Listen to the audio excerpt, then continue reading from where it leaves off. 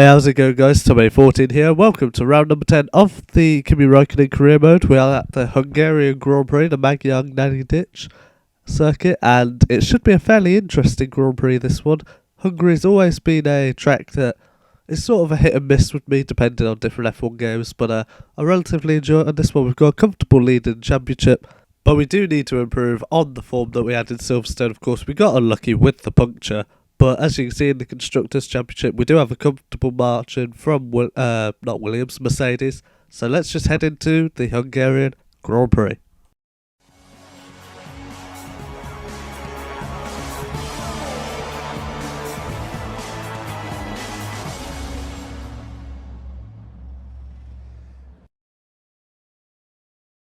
So here we are, guys. This is a rather wet qualifying session for the Hungarian Grand Prix. I will be doing a bit more commentary over these because the audio, for some reason, when I was recording this race, didn't actually work. So we'll just be giving a quick weather report. It is predicted to be light rain throughout the whole of the qualifying session. As you can see there, Lewis Hamilton, of course, hasn't been on pole position in a while, I don't believe, actually. So he's going to be wanting a good result. Sergio Perez and Force India, of course, up on the moves with their performance, but as you can see, we're in the garage now for the qualifying session of Hungary, and we're going to head straight out on track, and immediately we've already got traffic in the form of Nico Rosberg, who early on has gone top in the session. So we're coming out the final corner, going to leave it in rich fuel mix, try and get the best run. Of course, we're going to get that slipstream from the Mercedes as well, so it's going to be a good run into the first corner for this qualifying lap, but we are going to be compromised slightly as we're having to make an overtake on the lap, but it actually turned out to be quite good. We managed to get a good exit and a good line through that first corner, but coming through now to turn 2, and it's a pretty difficult corner in the dry to get right. So in the wet, with no practice, of course, we we do slightly miss the apex, but as you can see, Lewis Hamilton has gone top in the session, but we are quicker by a whole 9/10 to Lewis Hamilton in that first sector. So it's a fairly interesting lap so far. We're on the limit of what we can perform with the car. We actually do slightly make a mistake there, run over on the curb. And actually, I tell a lie, we did have practice, but it was in the dry and not a lot happened. I was down like 8th place or whatever.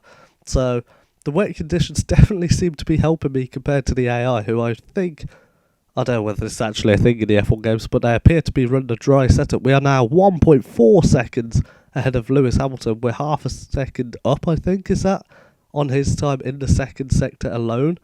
So we're having a pretty good run at a minute through this final, second to last corner, sorry. And it's been a fairly tidy lap so far. We've missed a few apexes, but in the wet that doesn't really matter because the grip is normally on the outside line of that corner anyway. We get a good line coming out of the final corner, and I believe that's a 1:28.6, a blistering lap time from us there in the wet conditions. But we do go out and set another lap just in case, for Sebastian Vettel has gone second, so track conditions could definitely be drying out. We get a good line out of the final corner once again, and we set a very marginally quicker time that lap, so we retire from the session. Is it going to be P1? It is indeed P1, a 1:28.6. The nearest challenger, Sebastian Vettel, a 1:30.004, 1.3 seconds off our pace.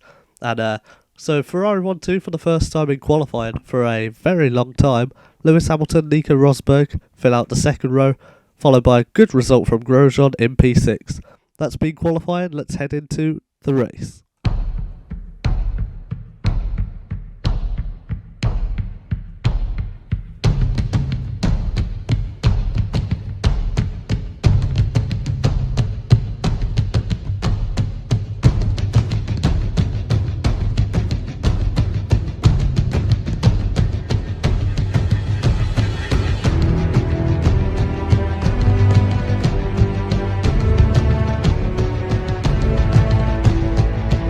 Alright then, guys, so this is how the start of the Hungarian Grand Prix will line up, with Roberto Merhi at the back of the grid, Max Verstappen and Valtteri Bottas having a fairly poor qualifying session, Jenson Button having a good qualifying, up in 9th position, with Nico Rosberg and Lewis Hamilton filling out the second row, and of course an all Ferrari front row. So let's get underway for the start of the Hungarian Grand Prix. Can the two Ferraris maintain their 1-2 position? The two Mercedes are pulling either side of the Ferraris. It's 4 wide coming into this first corner. As we come across, there's contact between Vettel and two Mercedes, and then I get tangled up within it.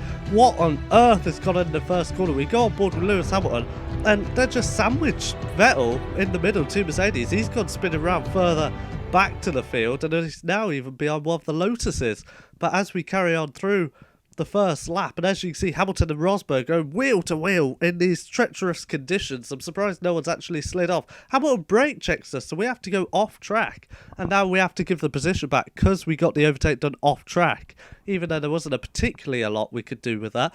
But we're going to try and carry on round the outside of Lewis Hamilton here, unable to do it. Daniel Ricciardo was having a look at the inside there, but he appears to have backed off as we go down the inside of Lewis Hamilton, trying to hold it round the outside now of that chicane, and we've got the move done. So it's Rosberg in P1, ourselves, Raikkonen in second, Lewis Hamilton in third place.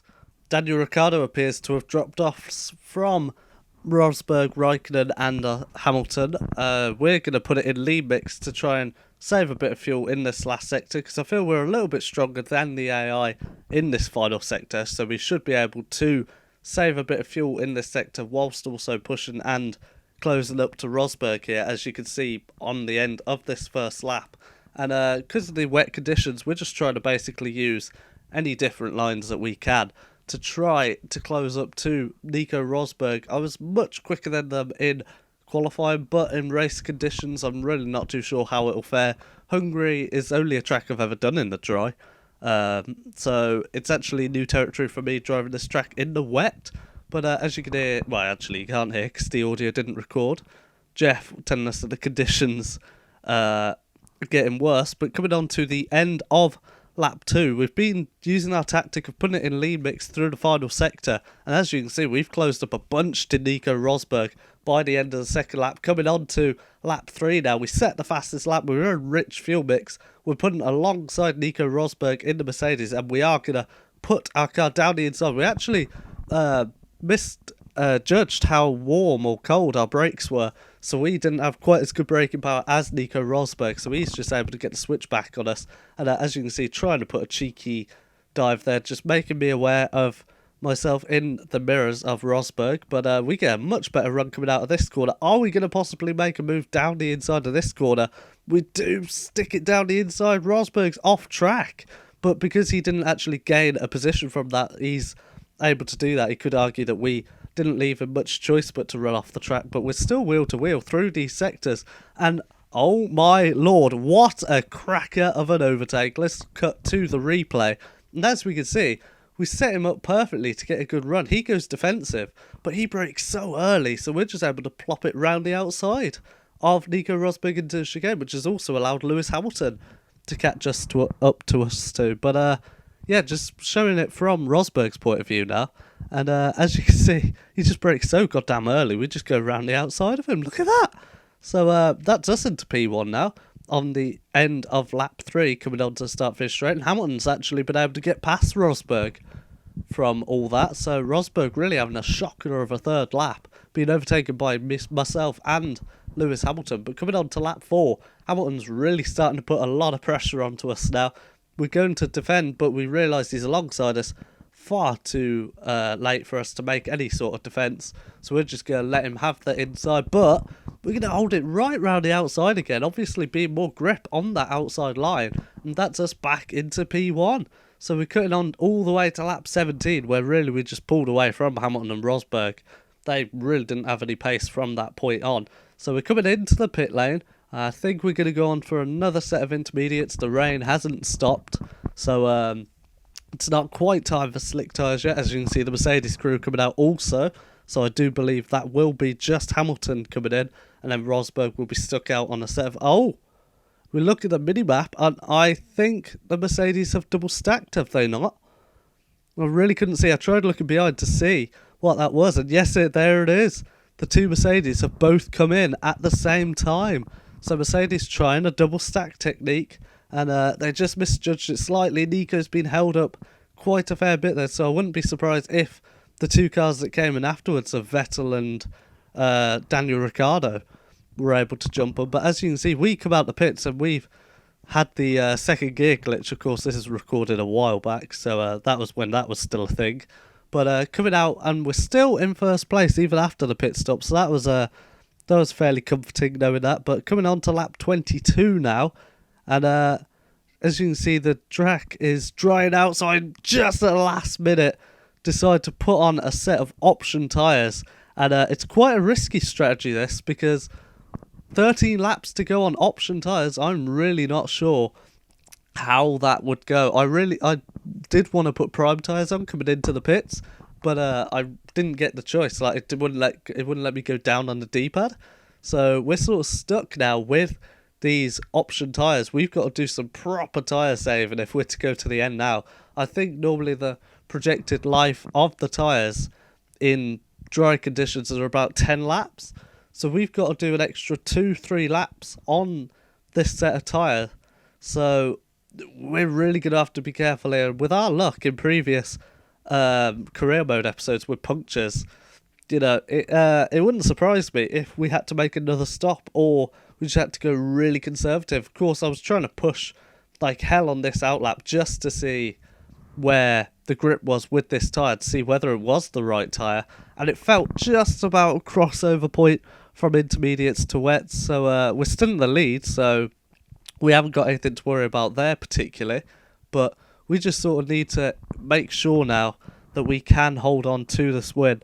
And we're just listening to what, or not listening, I keep forgetting that there's no audio with this race. We just keep looking to see what the engineer's saying, and talking about extra weight, of course, because all the fuel saving we did in the final sector was sort of leading up to if we needed a last minute push in dry conditions from the Mercedes. And we've got, I think there's a 6-second gap to Hamilton, so we should be fairly comfortable. We shouldn't really need to push too much, so we can focus purely on the tyre saving. And coming around the final corner, Jeff saying there's 30 kilos left, so we've got plenty of fuel to last to the end of the race. So lap 24, and the gap to Hamilton is, let's have a look, see what it comes up with, 6 seconds. So we come on to lap 34. As you can see, the gap is still, what's the gap? It's 4.8, so he's closed in 10 laps, he's closed in by 1.2 seconds. So I was feeling fairly comfortable with this race win.